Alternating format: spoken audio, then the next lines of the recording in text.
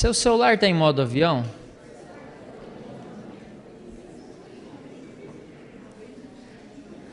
Você sabe por que o celular é colocado em modo avião?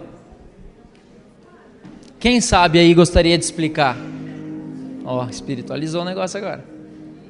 Quem sabe por que você tem que colocar o celular em modo avião quando você vai voar? Levanta a mão. Eu vou pedir sim para você vir aqui. Quem sabe? Ah, para, irmão, sei que vocês sabem.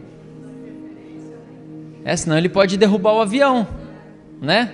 Pode dar interferência nos equipamentos e derrubar o avião. E você sabe que isso é uma verdade para nós também? Às vezes você está ali, Deus está falando com você no meio da ministração ou o culto todo, e aí o seu celular dá uma vibrada, aí o avião cai. Aí você olha, fala assim, vamos comer depois do culto? Aí você fala assim, comer, será? E o culto está correndo. Fala assim, mas será? A verdade, né? Aonde? O que você quer comer? Irmão, até decidir, principalmente se for mulher, já passou meia hora do culto. Fala, é mentira agora. Escolhe você. Vamos comer pizza. Não, pizza eu não quero. Obrigado, Sandra. Valeu. A Sandra está falando que é verdade. Coloca o seu celular em modo avião, para que ele não caia. Para que o seu avião não caia, não o celular, né? Mas para que o seu avião não caia. É muito importante. Está muito forte? Pode dar uma diminuída, por favor. É porque ela fica direcionada para cá, né? Não dá para baixar ela um pouco mais? Será? Tipo...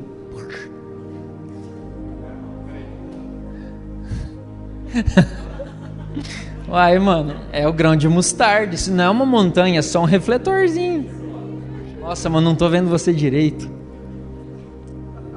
É sério? Sério, mano? Não, é por causa que eu tava olhando pra luz.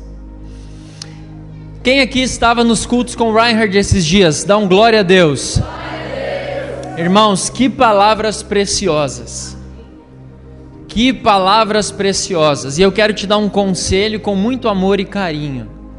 Nesse próximo mês ou nos próximos meses, tenha a prática de escutar essas pregações novamente e estudá-las, orar a respeito das verdades que foram declaradas aqui, sabe, fazer o seu coração acreditar realmente nisso tudo, porque eu vou falar para vocês, ele resumiu a lei e os profetas, resumiu tudo, falou a respeito do nosso DNA. Às vezes nós sofremos tanto, geralmente nós sofremos tanto por quem nós somos na terra, né? Eu falo dessa natureza terrena, e aí o camarada vem e fala assim, meu irmão, você não precisa sofrer, a palavra fala que se você está em Cristo, você é uma nova criatura, e é uma criatura que nunca antes existiu, nem Adão era desse jeito, é a Bíblia que fala isso, e você pode rejeitar o seu DNA natural e declarar que você possui um DNA celestial, e você vai viver, você vai andar, você vai agir através desse DNA. Irmãos, eu vou falar para você, desde esses dias que ele esteve aqui conosco, eu tenho declarado essas verdades na minha vida, todos os dias eu tenho declarado, de manhã, aí na metade do dia, às vezes eu vejo que o meu coração ele fica pesado com alguma coisa, eu falo assim, não aceito isso não, eu vou declarar quem eu sou, Pai, eu sou quem o Senhor disse que eu sou, eu tenho o que o Senhor disse que eu tenho DNA celestial, eu não aceito esse DNA terreno, eu não aceito sofrer por causa dessas coisas, e vou declarando, eu vou ensinando no meu coração, eu não sou aqui dessa terra, eu sou um peregrino aqui nesse lugar, eu não posso me acostumar com o que acontece aqui, eu não pertenço nesse lugar, eu sou aqui como um agente transformador dessa terra, e daqui uns dias o Pai me chama, porque Ele me quer mais perto dEle, Ele quer conversar comigo lá cara a cara, e aí eu vou com Ele, amém? Você também quer isso? Certeza que você quer? Eu tenho descoberto algumas coisas, viu? Gravou, né? Eu tenho descoberto algumas coisas, irmãos. é um exercício, não adianta. Não é um passe de mágica. Eu já li a Bíblia, grande coisa. Não é um passe de mágica, irmãos, é um exercício todos os dias. Todos os dias. Às vezes nós temos dias mais difíceis, dias mais fáceis, mas nós temos que saber que Jesus venceu todos eles. E se nós não estivermos em Cristo, é complicado mesmo. Então eu gostaria que você atendesse a esse pedido. Escute as pregações de novo. Mas saiu um podcast novo, tal, não sei o que. Ignora ele, faz de conta que você não viu, né? Tem a pregação lá do pastor, não sei das quantas lá, e eu queria escutar. Faça um exercício, se esforce. Vou falar algo para vocês: se todos nós tivermos no nosso DNA celestial manifesto em nossas vidas, irmãos, acho que você vai até parar de ouvir. É você quem vai começar a falar a partir daí. Você fala assim: não, o Senhor, Ele compartilhou algo poderoso comigo, eu preciso contar para você. Ranier vai transformar a sua vida. Mas onde você ouviu? Quem que é esse pastor? Não é pastor não, é o meu Pai que está nos céus, é Ele que compartilhou comigo, porque eu tenho o mesmo DNA que Ele, e assim como Jesus era aqui nessa terra, eu também sou, e eu ando em novidade de vida, em autoridade. Uau! E aí tudo muda. Mas não é sobre isso que nós vamos falar.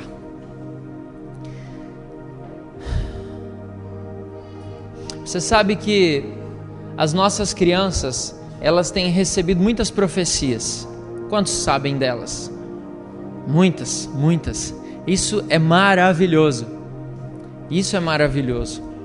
Nesses dias que o Reinhard esteve aqui, muitos de nós também receberam profecias. E isso também é muito bom. Só que tem um problema que pode acontecer. Qual que é o problema? O problema de eu olhar para a Jace, ela recebeu uma profecia. Um problema, eu falar assim: é só para Jace. Deus não fala comigo. Eu achei que Deus ia falar comigo nesses dias e Deus não falou. Então, eu acho que Ele nem quer falar comigo. Ou Ele esqueceu de mim, ou eu não sou importante para Ele, ou então agora, como a Ana Carol falou ontem à noite na vigília, a propósito, eu senti falta de muitos irmãos na vigília, principalmente dos irmãos que são voluntários e estão em departamentos. Nós temos uma vigília só por mês, e importa que você dê importância para isso, queridos. Eu fico preocupado se os irmãos eles dão importância em... Cadê a Camila? Camila, levanta a mão, por favor. Cadê o Cleomar? Cleomar é da mídia e ele tira muitas fotos.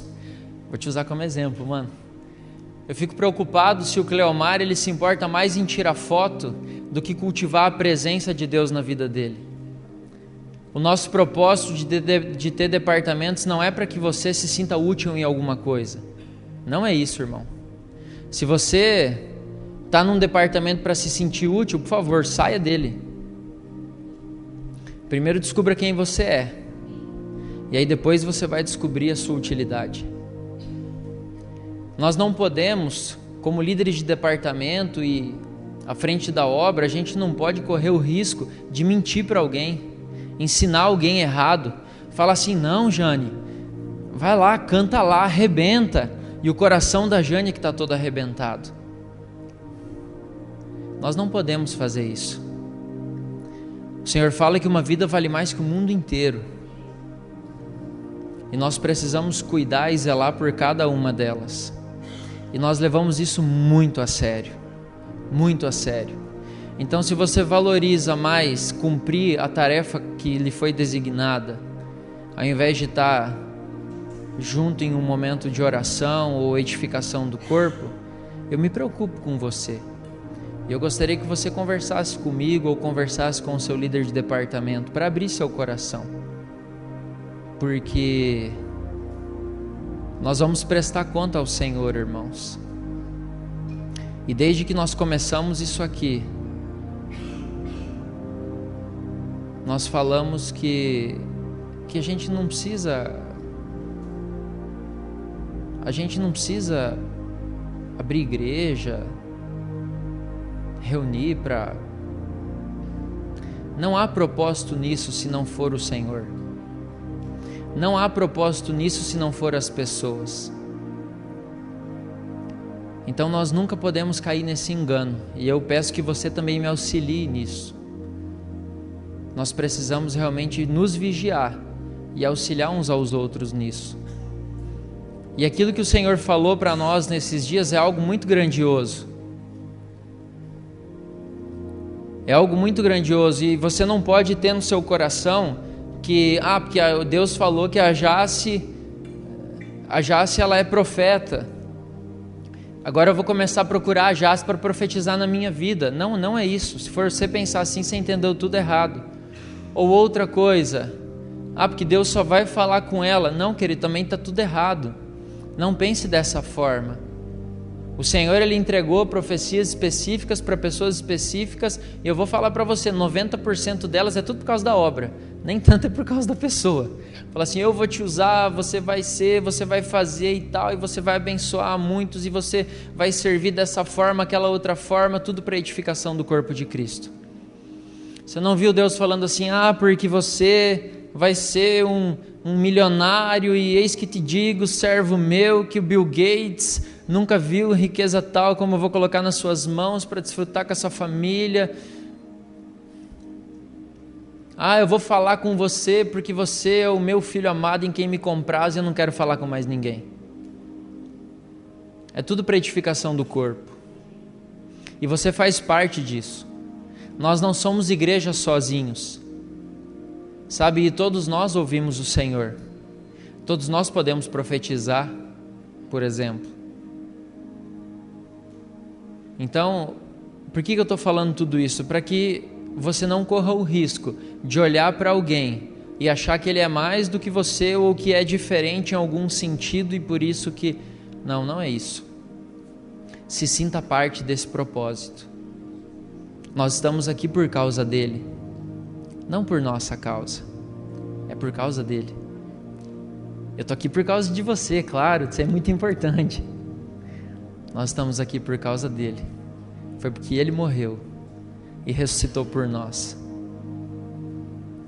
Você sabe por que eu falo que nós estamos aqui por causa dele? Corre o risco de acontecer um êxodo agora. Mas irmãos, nós precisamos uns dos outros para ser igreja, para edificar a obra dele. Mas você pode viver na sua casa tendo sua comunhão com Deus. Sabia disso? Que você não precisa vir aqui para ouvir Deus. Apesar de que Ele fala com você quando você vem, glória a Deus por isso, mas você não precisa. Agora nós precisamos estar aqui por causa dele, porque nós alinhamos os nossos corações e realmente nós recebemos algo da parte dele, e nós regulamos aí as nossas armas, e vamos para o combate, vamos para a batalha. Nós somos um corpo, nós somos a igreja gloriosa, nós somos os filhos de Deus que iriam se manifestar. É por isso que nós estamos reunidos aqui. Tudo que nós precisamos, nós temos em Cristo. Em Cristo nós temos todas as coisas. Ele é o pão do céu, Ele é quem nos alimenta, e nós precisamos aprender esse caminho até Ele, se nós não sabemos. E aí quando você vem aqui, você fala, será que vai ter pregação hoje, rapaz, porque eu estou de barriga cheia, Kenji. E aí você fala assim, eu quero ir lá porque eu sirvo o Senhor e eu vou edificar o corpo. Eu sei que o Senhor, Ele vai falar comigo lá, para falar para pessoas específicas, eu vou orar para pessoas serem curadas, e eu quero levar pessoas que não conhecem o Senhor, porque eles já tiveram um primeiro encontro com o Senhor através da minha vida, mas agora eu quero que eles conheçam os meus irmãos, e aí eu quero levar eles lá para a comunidade, e aí é uma grande festa, porque é a festa dos salvos, dos filhos de Deus, e nós nos alegramos e cantamos e somos edificados juntos e edificamos uns aos outros, e isso é o culto. Isso é o culto. Isso é o culto. E as nossas crianças, elas têm recebido muitas palavras, falando até que elas iriam envergonhar os adultos. Lembra disso? É maravilhoso ou não é? Em partes. Né, Vanderlei? Em partes. Em partes. Eu fico muito orgulhoso quando fala que a Isabela vai me envergonhar. Fala assim, nossa, minha filha vai, né? Uau. Só que de contrapartida eu falo, cara, o que eu fiz de errado, mano? Para ser envergonhado, né? Será que meu celular não estava em modo avião? E algo que o Senhor tem falado conosco nesses dias, e Ele tem falado no nosso coração, é a respeito realmente de uma igreja geracional. Que Deus, Ele não se importa apenas com as crianças, Deus, Ele não se importa apenas com os adultos, Deus, Ele não se importa apenas com os jovens, mas Deus, Ele é um Deus de gerações. O nosso Pai é um Pai que se importa com todas as gerações. E nós corremos riscos em olhar para as crianças e falar assim, elas vão envergonhar os adultos. Qual é o risco que nós corremos? É de... As crianças vão envergonhar os adultos. Ih, eu saí, né? Não é para fazer isso. Vou trazer uma cadeira aqui em cima. As crianças vão envergonhar os adultos. E aí eu me acomodo e eu sento no banco e eu passo a minha vida dizendo, as crianças vão envergonhar os adultos. E aí, Kenji, as crianças vão envergonhar os adultos. E as crianças vão envergonhar os adultos. E aí nós oramos, porque as crianças vão envergonhar os adultos. E entra ano e sai ano e as crianças vão envergonhar os adultos. E aí daqui 10 anos, sabe o que vai ter acontecido? Não vai ter acontecido nada. Porque aqueles que eram para treinar as crianças, eles foram envergonhados mesmo. Mas não porque eles se tornaram grandes homens e mulheres de Deus. Foi porque eles se tornaram um nada. E eles aprenderam que eles precisam fazer uma faculdade para seguir uma carreira de sucesso, ganhar dinheiro, ter uma família, morrer e deixar uma herança para os filhos. E aí eles viveram uma vida que não vale a pena. E as crianças envergonharam os adultos, como a profecia dizia. Mas eu não creio que é essa a profecia.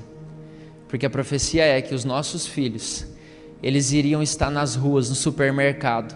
Eles iam orar com as pessoas e as pessoas seriam curadas. Eles iriam falar de Jesus para as pessoas e elas iam se render ao Senhor. Mas você sabe por quê? Vamos para a palavra. Josué, ele foi um grande homem de Deus. E ele foi escolhido para levar os filhos de Israel para a terra prometida. Todos conhecem a vida de Josué, a história de Josué? Josué, ele foi quem assumiu a liderança do povo de Israel depois que Moisés morreu. Então Moisés, ele morre, ele é impedido de entrar na terra prometida, e o Senhor confia a Josué essa missão de pegar os filhos de Deus, pegar o povo de Israel e entrar com eles na terra prometida. E Josué, ele demonstra muita coragem em fazer isso, porque eu vou falar para você, não foi fácil. Irmãos, eles tiveram batalhas gloriosas. O povo de Israel venceu cada batalha que eu acho que se eu e você estivéssemos lá, nós iríamos falar que tinha o pé torto, que tem falta de ar, pé chato, para não servir ao exército de Israel e ficar em casa cuidando das coisas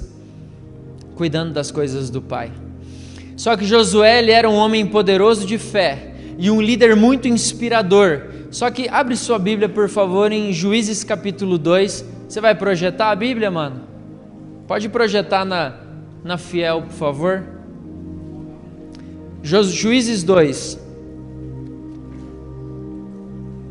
Juízes 2, verso 7.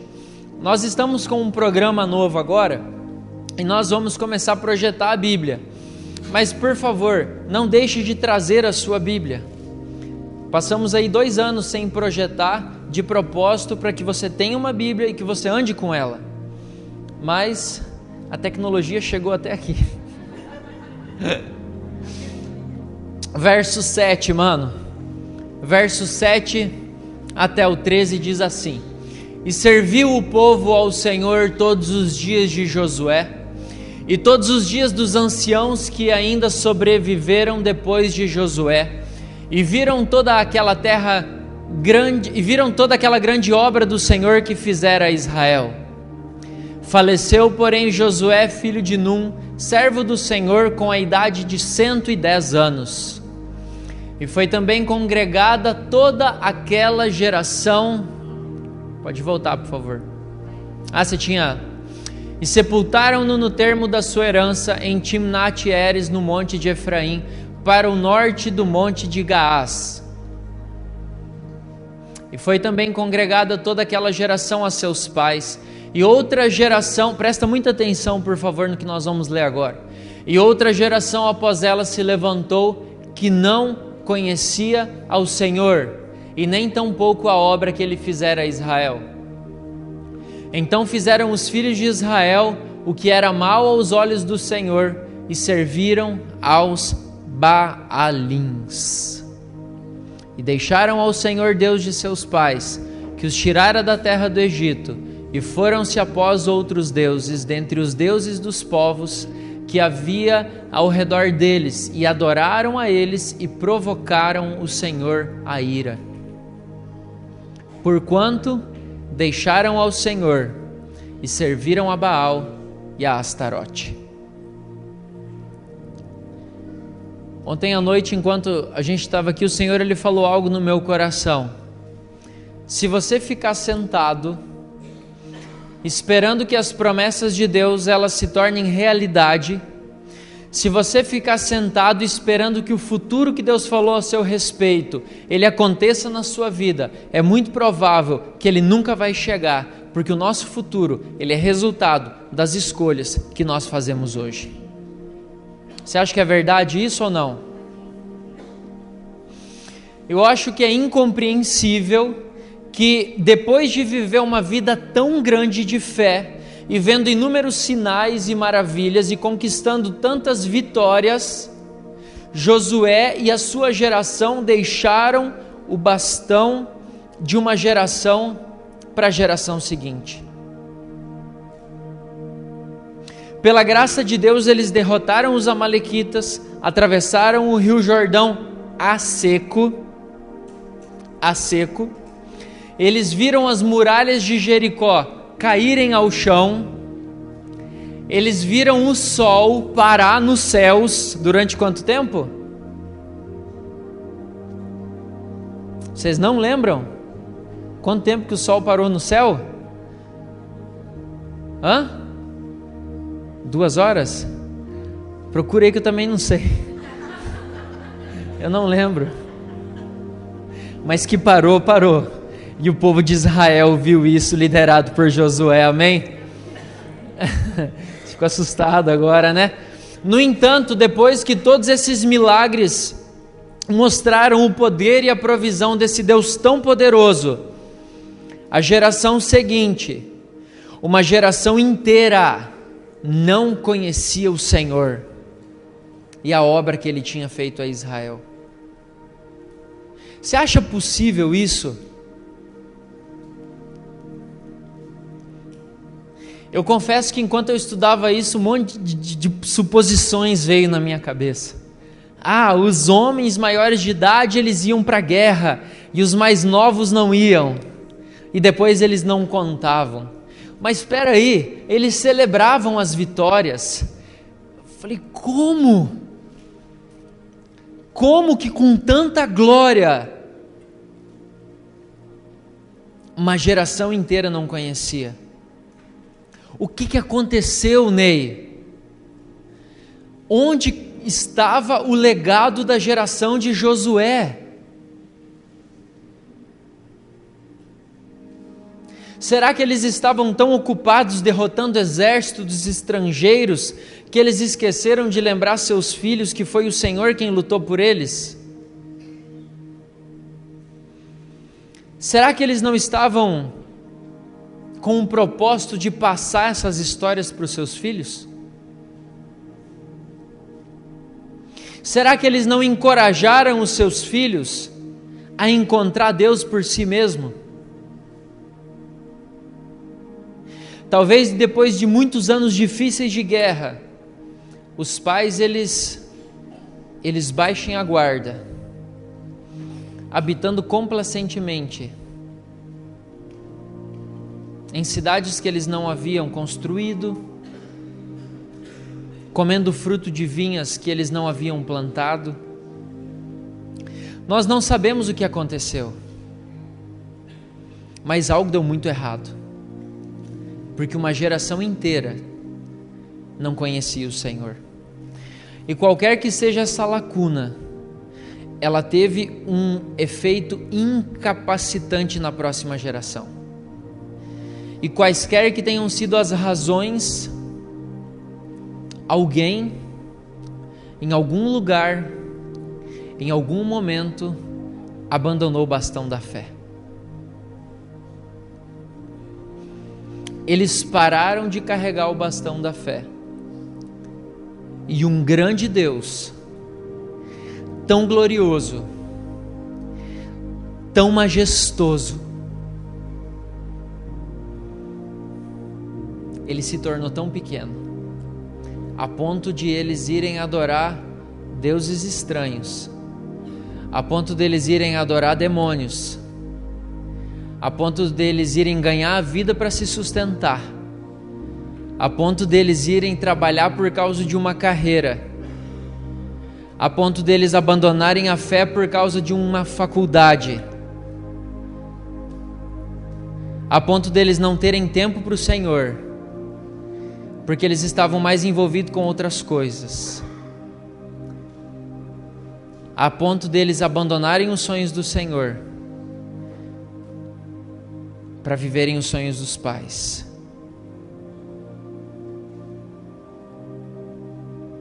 A ponto de uma geração inteira não saber quem ele era. E às vezes nós olhamos para isso aqui e nós falamos assim: isso é uma história do povo de Israel. O que será que aconteceu que eu não estou andando hoje?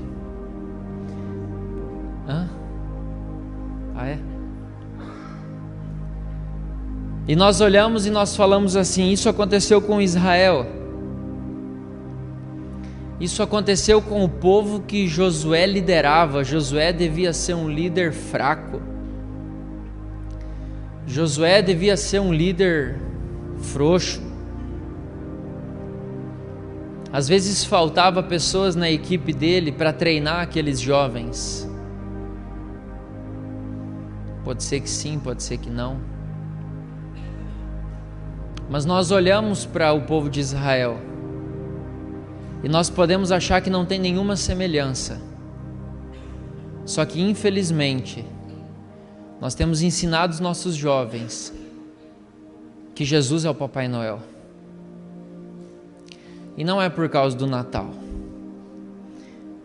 É por causa que eles precisam correr para Jesus quando eles precisam de alguma coisa. E depois disso, eles podem tocar a vida deles.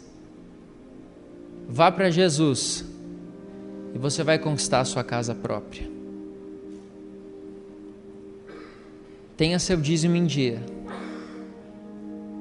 E o devorador, o cortador, o migrador e a irresponsabilidade financeira, elas não vão chegar até você. Me entregue seus 10%. Mas eu nem oro. Você não precisa orar. Você só precisa entregar seus 10%. Eu não me relaciono com o Senhor. Não tem importância. Esteja em dia com o seu cartão de dízimo. E aí a geração que vem após Josué, ela não conhece quem é o Senhor.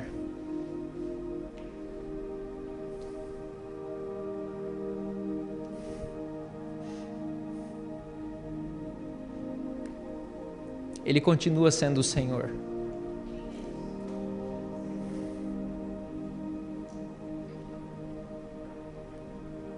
E você sabia que quando você conhece Ele e você nasce de novo, a sua vida ela não é mais sua? Você sabia que quando você conhece Ele e nasce de novo, você não tem mais o direito de viver pelos seus sonhos?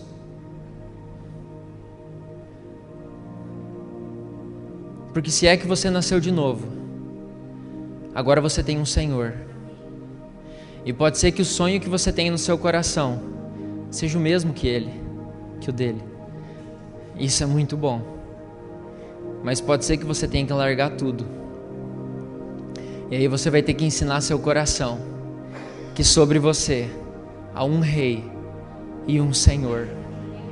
Mas ele não é rei sobre os plebeus. Ele é o Rei dos reis. E Ele é o Senhor dos senhores. É porque Ele te fez seu reino. E Ele te fez sacerdote. Só que a religião ela ensina para você que você é um pobre, miserável pecador. E você precisa todos os dias suplicar para que Deus perdoe os seus pecados. E aí você vai lá quebrantado, chorando porque realmente você se arrependeu. Você fala: Jesus, por que eu sou assim? Eu não quero mais fazer isso, mas por favor me perdoa. E aí você fala assim: Jesus, morre na cruz de novo por mim. Por favor, Jesus, morre na cruz de novo por mim, porque foi insuficiente o que você fez há 2000 anos. E eu preciso que você morra de novo, porque os meus pecados, eles têm muito mais poder do que o teu sacrifício. Eu não acredito que eu fui perdoado. Por favor, morre de novo para mim, Jesus. E aí, como o Senhor olhasse para nós: filho, você é meu reino e meu sacerdote. Você é Senhor e você é Rei, porque eu sou Rei dos reis e Senhor dos senhores. Por favor, ensina seu coração a andar como tal. Muda o ambiente dos lugares que você tem frequentado. Usa a sua boca para parar de pedir e começar a ordenar. Porque eu te dei autoridade. Só que daí, eu imagino que o povo via o exército de Josué clamando para o Senhor: Senhor, por favor, seja conosco em mais essa batalha. Por favor, derrota os nossos inimigos. E aí eles ofereciam sacrifício para Deus. E eles faziam holocaustos para Deus. E aí pode ser que eles tenham esquecido de falar para os seus filhos, quando Deus falou assim: eu escolhi vocês como povo meu. Eu quero ser o seu Deus e vocês vão ser o meu povo. E eu vou colocar vocês sobre a terra, porque tudo é meu. E às vezes eles esqueceram de falar: olha, filhos, o nosso coração ele era tão mau perante o Senhor, que Ele teve que dar as leis para nós. E as leis elas eram impossíveis de serem cumpridas, porque nós somos homens, e nós não conseguimos cumprir as 613 leis. Só que deixa eu ensinar algo para vocês. Teve um dia, lá no monte que fumegava, que Ele falou assim: se acheguem a mim, porque eu quero ser o seu Deus. Só que nós tivemos medo. Mas sabe, pode ser que vocês não tenham medo dele, e vocês entendam esse amor. Pode ser que eles tenham esquecido de explicar. E aí às vezes nós olhamos e falamos assim: as crianças elas vão impactar a nação. Aleluia. Isso é muito bom. Isso é muito bom. Os jovens vão impactar, glória a Deus. Mas tem adultos que estão morrendo sem o Senhor. Tem adultos que estão morrendo sem cumprir o seu propósito de ensinar a próxima geração. Tem adultos que estão morrendo sem falar: filho, vem aqui, segue os meus passos. Eu quero ensinar você a andar em fé. Eu quero ensinar você a ser uma pessoa que tem uma fé realmente poderosa. E eu quero dizer para você que se você tiver fé do tamanho de um grão de mostarda, você tem um poder criativo nas suas mãos. E você pode reorganizar tudo isso que está bagunçado. Vem comigo. Só que às vezes aqueles adultos, eles falavam assim: eu preciso pagar minhas contas, eu tenho tantas responsabilidades. E aí as gerações, elas vão se perdendo. E aqueles que são responsáveis pela próxima geração, eles cruzam os braços e falam assim: as crianças vão envergonhar os adultos. As crianças vão envergonhar os adultos. É como os meninos sentados na praça gritando um para o outro e nada acontece. Queridos, a igreja, ela não é constituída somente de crianças. A igreja, ela não é constituída somente de jovens. E a igreja, ela não é constituída somente de adultos. Se nós somos assim, há um problema em nosso meio. Porque todos nós precisamos ter essa urgência no coração. Nós precisamos fazer a nossa geração valer a pena. Nós precisamos pagar o preço para que a nossa geração conheça o Senhor. Mas Jesus, ele já morreu na cruz. Sim, ele morreu, mas deixa eu falar algo para você. Você também vai ter que abrir mão de muitas coisas às vezes. Às vezes você abre mão do seu descanso, às vezes você abre mão de alguns planos que você tinha, mas você sabe que uma vida vale mais que o mundo inteiro. Sabe o que eu penso às vezes? E se alguém tivesse me olhado com esses olhos? O Daniel é jovem demais. Ou o Daniel é velho demais. E se alguém tivesse olhado para você e tivesse falado assim: não vale a pena pagar um preço, já é fim de carreira.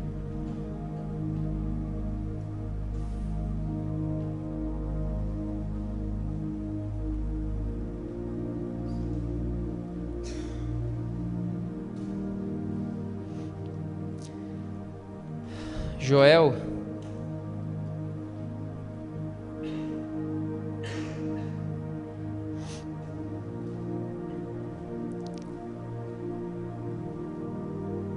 no capítulo 2, verso 28,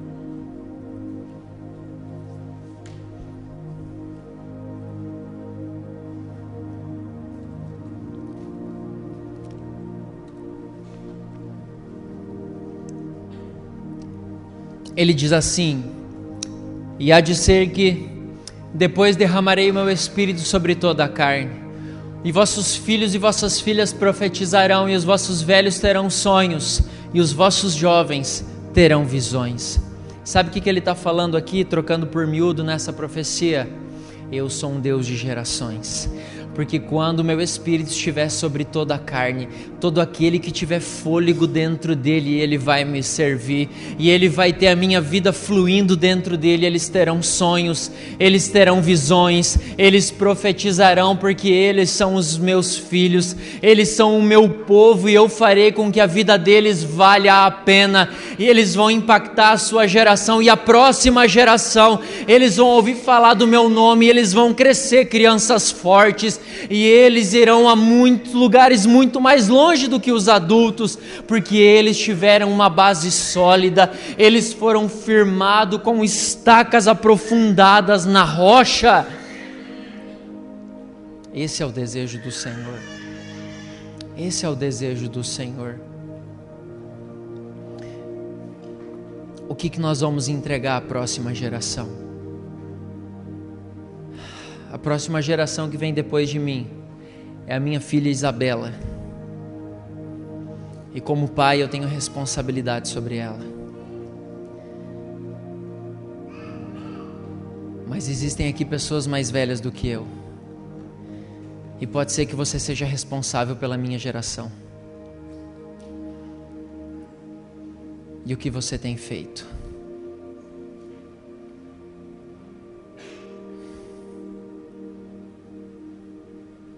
Eu sei que eu tenho um chamado da parte de Deus, e eu vou gastar a minha vida por quem o Senhor me mandar gastar.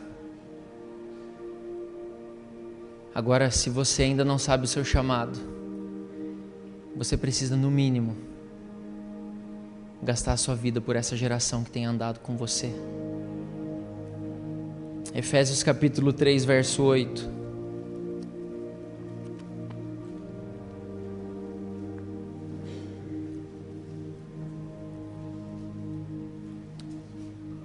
Até o verso 21 diz assim: a mim, o mínimo de todos os santos, me foi dada essa graça de anunciar entre os gentios, por meio do evangelho, as riquezas incompreensíveis de Cristo, e demonstrar a todos qual seja a comunhão do mistério que desde os séculos esteve oculto em Deus, que tudo criou por meio de Jesus Cristo, para que agora, pela igreja, a multiforme sabedoria de Deus seja conhecido dos principados e potestades nos céus. Pode trocar mais rápido. Segundo o eterno propósito que fez em Cristo Jesus nosso Senhor, no qual temos ousadia e acesso com confiança pela nossa fé nele. Portanto, vos peço que não desfaleçais nas minhas tribulações por vós, que é a vossa glória. Por causa disso me ponho de joelhos perante o Pai de nosso Senhor Jesus Cristo, do qual toda a família nos céus e na terra toma o nome, para que, segundo as riquezas da sua glória, vos conceda que sejais fortalecidos com poder pelo seu Espírito no homem interior, para que Cristo habite pela fé nos vossos corações, a fim de que, estando enraizados e fundados em amor, poderdes perfeitamente compreender com todos os santos qual seja a largura e o comprimento e a altura e a profundidade, conhecer o amor de Cristo, que excede todo o entendimento, para que sejais cheios de toda a plenitude de Deus. Ora, aquele que é poderoso para fazer tudo muito mais abundantemente, além daquilo que pedimos ou pensamos, segundo o seu poder que em nós opera, a esse, glória na igreja, por Jesus Cristo, em todas as gerações, para todo o sempre. Amém. Aleluia. Queridos, a nossa responsabilidade é fazer com que os mistérios do Senhor eles sejam conhecidos e a glória dele seja manifesta por todas as gerações. Por favor, não se engane, porque você não tem outro propósito. Eu não posso mentir para vocês. O único propósito da nossa vida é que Ele receba a glória. E se às vezes isso não entra no seu coração, porque são coisas espirituais, se entrega para Jesus. Por favor, se renda a Jesus, porque Ele é desesperado por você. Entenda o quanto você é amado por Ele. Se isso não entra no seu coração, se renda a Ele nessa noite. Mas as nossas vidas, elas são para que Ele receba a glória.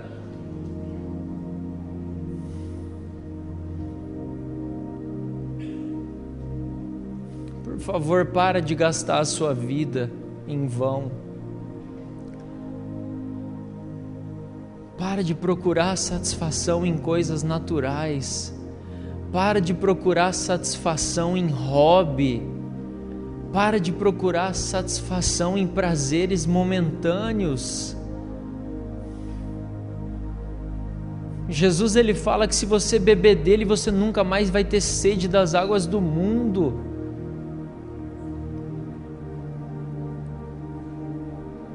Sabe, tantas pessoas falam conosco,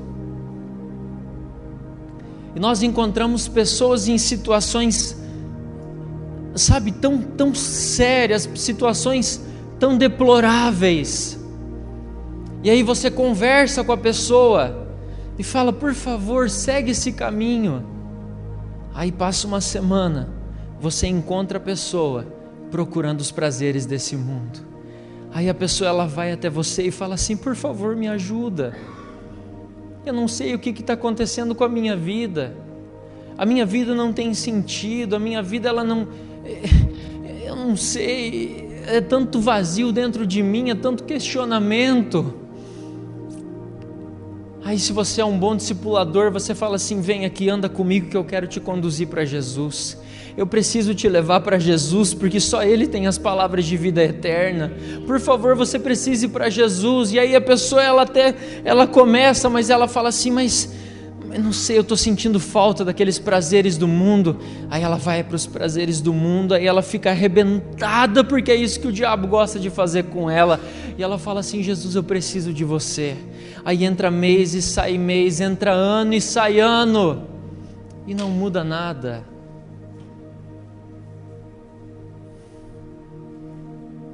Será que esse Jesus existe? Será que Ele é real mesmo, Salvador? Irmãos, eu não acredito que exista outro evangelho além desse que nós lemos nas páginas da Bíblia. Eu não acredito que exista outra forma de edificar a igreja, a não ser em amor e confiando uns nos outros. Não há uma forma de edificar uma obra para Deus se não for em amor, porque Jesus morreu por amor, e eu vou ser muito hipócrita se eu quiser fazer algo sem essa motivação.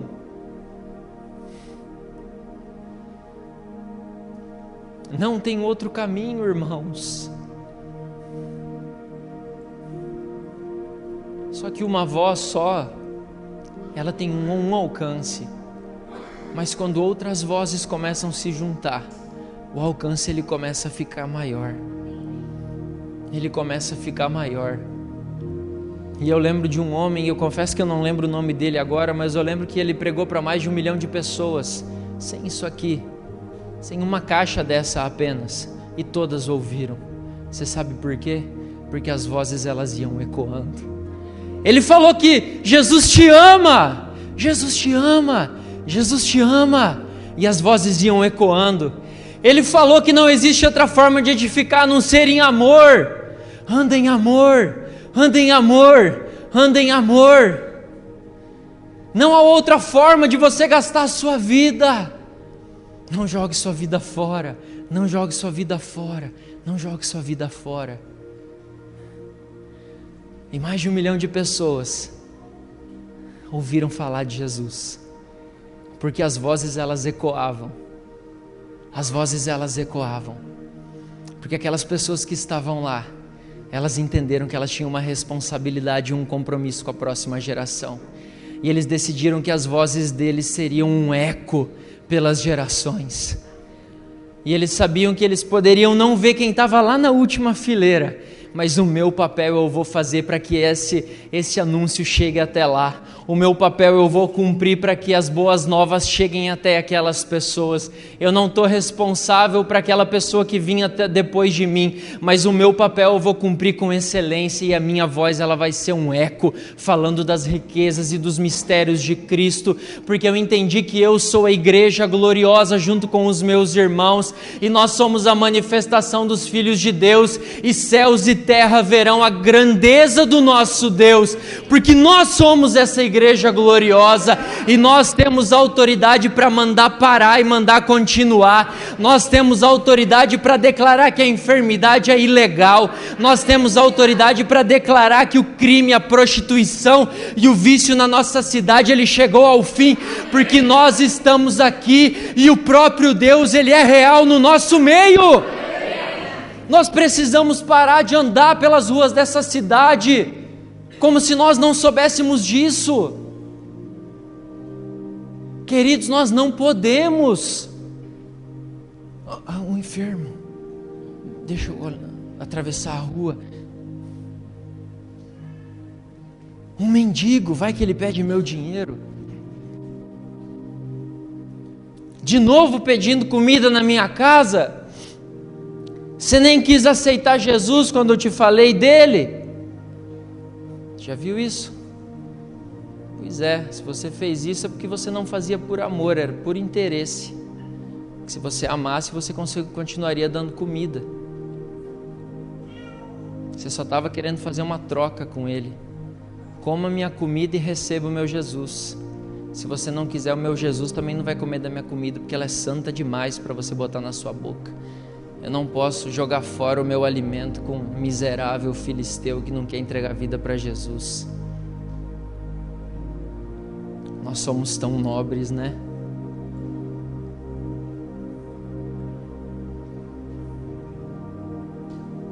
Não era assim que eu queria acabar. Podia ter acabado antes disso na igreja gloriosa. Oh, aleluia. Nós precisamos andar em amor. Não há amor maior que dar a vida pelo seu amigo. Vamos ficar de pé.